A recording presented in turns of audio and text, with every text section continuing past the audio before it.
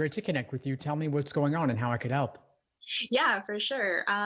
So I'm just kind of working through the 2 month schedule that you had originally given me. And although I've had a bit of kind of some hiccups and I've changed the schedule a bit according to what I think I need to focus on more, I am kind of coming to the end of it and hoping to spend the last couple of weeks before the November exam on timed full prep tests. So I'm kind of happy it's going well, but I certainly do have some questions for you.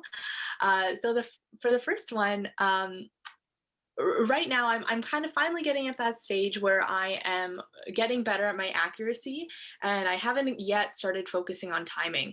But one of the things that's really been helping me on my accuracy is active engagement with the questions, which is something you talk about often. And I'm finding it's really helpful for me. I'm really talking myself through the questions, and I'm taking that time to do that. And I'm sure, as I keep doing that and getting better at it, the timing will come as well. But given that the November exam is about 3 weeks away, do you have any tips to kind of transition from the accuracy to the timing stage? Yeah, and my recommendation is a simple one, which is start doing some timed exams. Just mix them in. Okay. Yeah, okay, that's fair. That's it. I mean, there are only three sections, not five. So the full length exams are not as big a deal, but you still want to get several under your belt before test day. For sure. And so with the November LSAT Flex, when do you recommend kind of making the the switch over to doing or full-time prep tests exams? I would say at least 3 to 4 weeks prior. So that's really now. Like right now, yeah, Yeah. exactly. Okay, that's awesome. So I think the thing with me is I have a bit of a unique situation in that I've kind of studied on and off for the LSAT for several years. Things have happened in my life, and I wanted to write the LSAT almost 4 years ago, and my father passed away, so that kind of pushed it. And then I started doing my master's degree, and that pushed the LSAT studying as well. I'm finally kind of getting to it now, and even now, I was supposed to get married this year and study for the LSAT next year, but because of COVID, we've decided to switch the two things around. So I have kind of a lot less time than I would have wanted to prepare for it. I'm also going to be writing the January to kind of give myself a little more time to study as well. But one of the issues I've kind of been coming across is each time that I've tried to study for the LSAT, I've studied using different programs or companies, as you might say.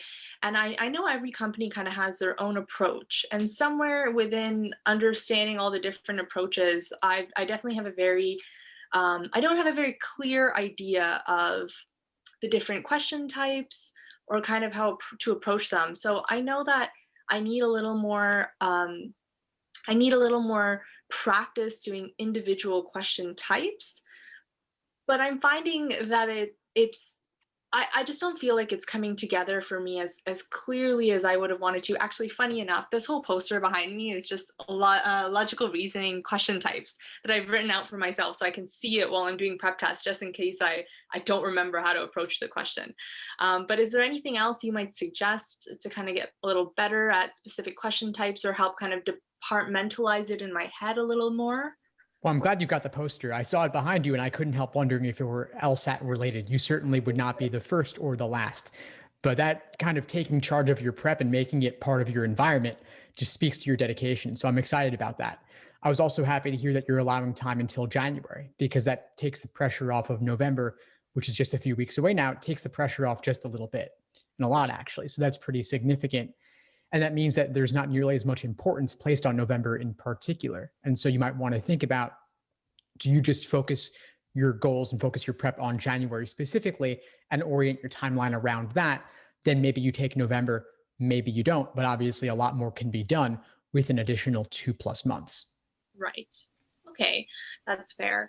Um, And then I think one more thing, sorry, I have little notes here. That's what I keep looking at.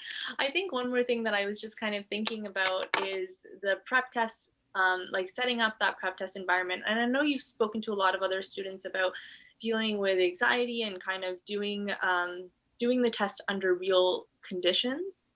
And I'm finding that I'm kind of also having that anxiety when I start doing prep tests, it's almost like, one section when it gets a little over 35 minutes, all of a sudden I'm like, oh no, okay, now I might as well just take my time with this prep test and do it without the time conditions. Um, but obviously I can't do that all the time. Any tips for kind of just anxiety that, you know, around that sort of timed prep test scenario? Well, it's definitely an adjustment, and it's a full length exam adjustment, but it's also even for individual timed sections. And so, your first several timed sections, of course, it's natural to go over time, and you'll have to figure out your pacing to get that timing down a bit. And so, maybe the first time it takes you an hour to do a one section, then 55 minutes, then 50. And so, gradually, you increase the pressure a little bit to get yourself down to 35. And you can note where you were at the 35-minute mark and then just continue on if you're not taking it to be a real full length exam or real full section. But as the exam gets closer, you are going to want to take those training wheels off and just say, whatever you did at 35 minutes, that's it. That's it. Yeah. Okay. I had a comment on the question types as well, because as you said, lots of different programs have different terminologies, different styles. At the end of the day, it's all still the same exam content. And so I think a lot of the terminologies really are window dressing. If you know a strengthening question is a strengthening question, parallel is parallel, then there's not really that much confusion at the end of the day. And you may want to translate from one system to another, or you may want to throw their terminologies away altogether and just go with whatever most simply represents the language LSAC uses and go to that in the end, because that's what you're going to face on test day.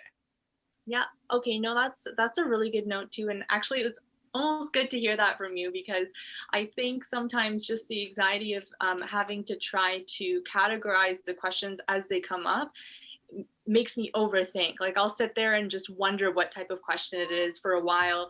But I think before I even started studying for the LSAT and I did my first just raw LSAT, I actually did pretty well because I just kind of intuitively knew what the question types were and what they were asking. But I think kind of just practicing the prep tests, having that under my belt is going to give me that confidence and reassurance that, I know what I'm doing.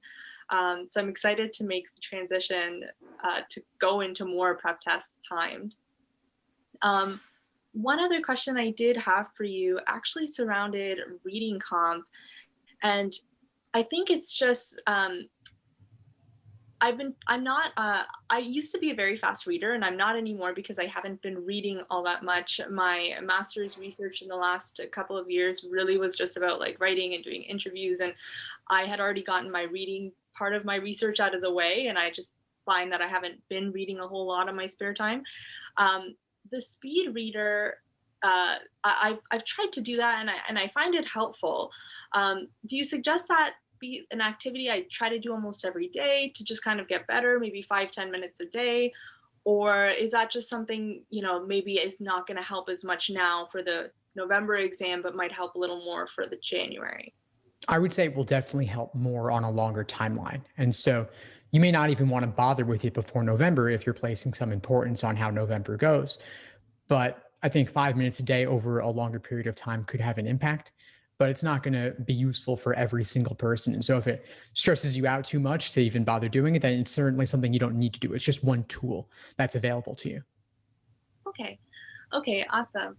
And I think that's kind of all of the questions that I had for now. I think more after I write the November exam, it'll really just be about, okay, how am I going to go about my study schedule for January now? Because I'll have kind of gotten all of the videos and the initial learning out of the way. So it'll really just be about doing more prep tests and more just kind of practicing hands-on that way.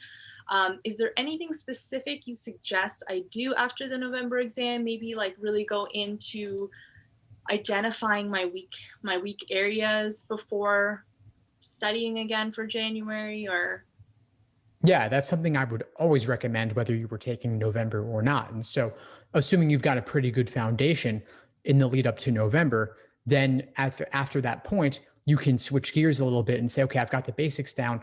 Let me focus on certain particular weak areas, maybe certain logical reasoning types you want to drill, then focus on those as you go for January, along with, of course, doing more full length exams.